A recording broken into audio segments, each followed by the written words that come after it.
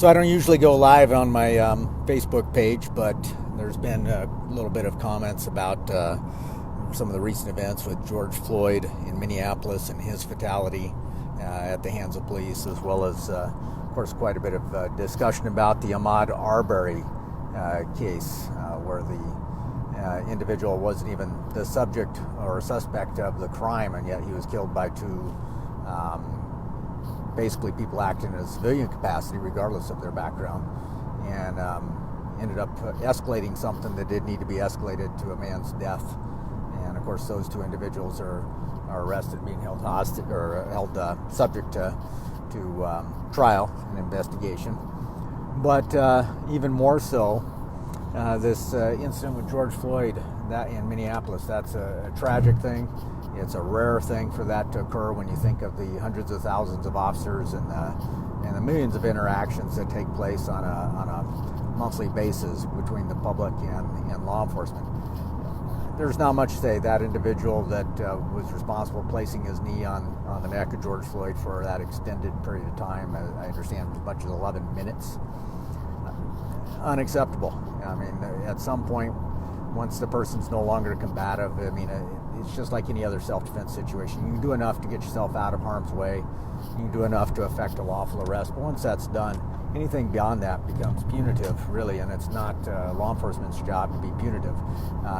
You got to leave that to the courts. The really lousy thing is that the original call for service had to do with somebody trying to pass it, as I understand it, a $10 counterfeit bill. Now, I don't know the full story behind that. I'm sure there'll be more information forthcoming.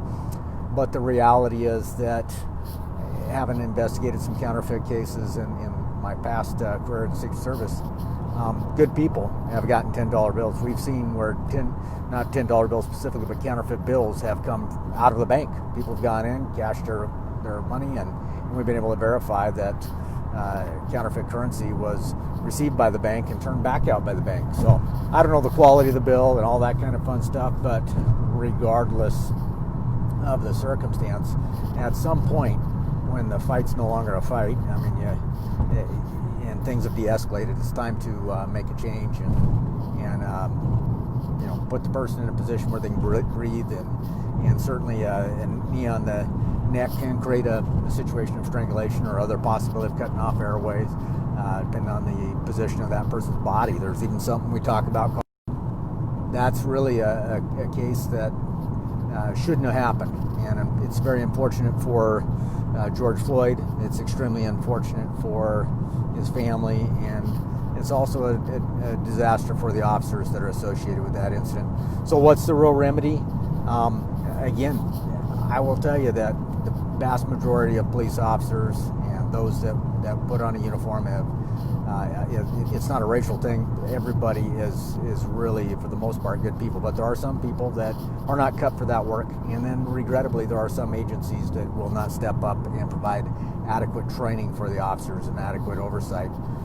In the defensive tactics world, it's one of the areas where people are putting their hands on individuals more often than they have a reason to use their firearm, and yet it's probably one of the most undertrained parts of a law enforcement officer's continued education during in-service training and whatnot, and yet by far and away the most useful, that coupled together with good verbal skills and just some common sense. So there's no excusing what happened to George Floyd. However, again, I just hope that doesn't taint anybody's ideas about the vast majority of people that got involved with law enforcement, do the right thing. They care about the job. They care about the community. They too have families they want to go home to. So sometimes when things get escalated on the part of the assailant or of the suspect, they're the ones that dictate the level of forces. Law enforcement may have to escalate and apply deadly force in some instances, but once somebody's in cuffs, once somebody's detained, it's time to move them along. And that unfortunately didn't happen in George Floyd's case.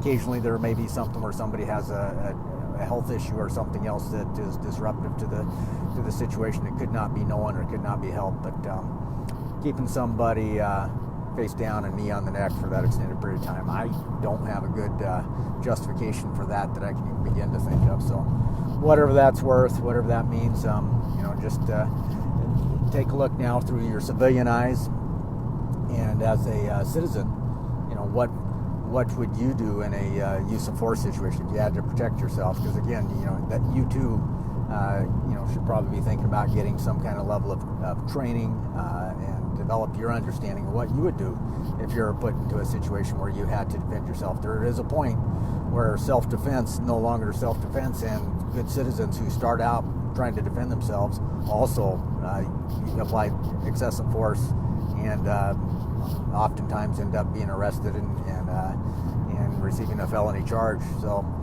something to think about is to look at your own education as far as what you could do, not only to support good police officers everywhere, but to make yourself more aware of your circumstance, make yourself more aware of your environment and what your options are with regards to your personal safety and the safety of your family. And the only way to do that is to start pondering and start training. Look for some training opportunities. If you're going to carry a firearm, don't just get your permit and think, well, I can put some rounds down range. Get some good training that's situational in nature, that's applied in self-defense based scenarios, home defense course, personal defense courses. There's a ton of them out there. Seek out the training. That way, if you become competent with those skills, you'll be more confident in your ability to carry that firearm and use it appropriately. But also think about getting other options before you ever have anything escalate to a firearm, or something that would apply deadly force of any sort, whether it be the knee on the neck or a firearm. Deadly force is deadly force. So consider getting some other things. Work on your verbal skills. Work on what would you say if you're confronted? What can you do to extract yourself from a negative situation? Are there other options available? Can you de-escalate something with using what law enforcement often refers to as verbal judo, meaning looking for a way of least resistance to deflect and change the direction of something. So in regards to a confrontation. So food for thought on that. I hope all my friends and family out there that may be looking at some of the situation in the news understand that, hey, that's a really, when you look at all of law enforcement interactions, it's really a rare thing. Regrettably, there are some people that end up in every profession that probably shouldn't be. And there are some people who, may start out really well and, the job's hard on them and they lose that ability to be the kind of person that you want to show up to your door and serve and protect, and making those hard decisions when it's a critical circumstance, and unfortunately this was one of those times when somebody was either undertrained or just careless or just didn't care, and there could be any number of things that led up to that, but it shouldn't happen, and it's an unfortunate event. But do what you can.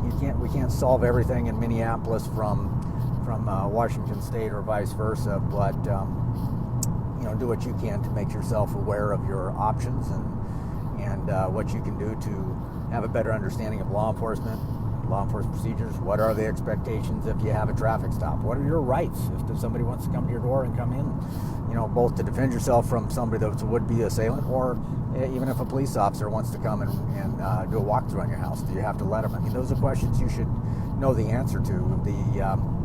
There's no secrets. The problem is, like anything, a lot of people don't study it out, don't think it out, and think, what are my rights? What's another citizen's rights? And when you understand what your rights are better, then you'll better understand what somebody else's rights are, and you can be of help to someone else, and you can also be potentially that person that's also helpful to a police officer, understanding what their legal rights are as officers to carry out their lawful objectives, and occasionally give a friendly reminder to somebody that it's not something's not appropriate. Hey, because if you have friends and family that are in the law enforcement community, you don't want to see any of them end up in a situation like these Minneapolis officers. And fortunately, I think we're pretty blessed in the area that we live to have some great law enforcement individuals all around us. So anyway, count our blessings, but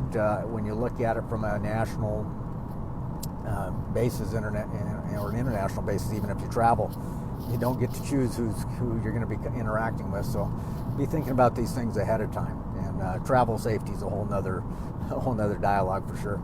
Anyway, just again, seeing some of my friends and commenting about some of these late incidents, and some of them have approached me about what my thoughts are. I just thought I'd put it out there for everybody to hear. And then again, this is just kind of top of mind conversation, but support your local law enforcement, get them the tools they need, get them the training they need. It comes down to funding. What kind of police department do you want? What kind of sheriff's office do you want? What kind of agency do you want? But at the same time, we as citizens and community members have a responsibility to be trained. What are our rights? What are the expectations as they would apply to us? And put ourselves in those shoes, because any day you could find yourself in a situation you didn't anticipate, where you have to take some action and be held accountable for that for the days and months and years ahead. And you need to be able to articulate why you did something. And if you can't articulate it, then you can't use it as a defense. So you need to understand what your justifications for taking an action in defense of yourself or others are. And the more of that you understand, then the better prepared you'll be to face any challenges as to what force you used or why you used that force. So self-defense is a lot more than punching and kicking. It's a lot more than shooting a gun. It's really having a holistic attitude about how you fit in with society and how you can move about society and be able to build up society, but build your own confidence first in understanding those things. And then you won't be, if you're prepared, you're not going to be fearful, right? So then you can take actions to make things a little bit better, right in your backyard, right where you live. So anyway, I'm going to sign off with that. Keep pressing forward, folks. And anyway, those are my thoughts. Those are my words. See ya.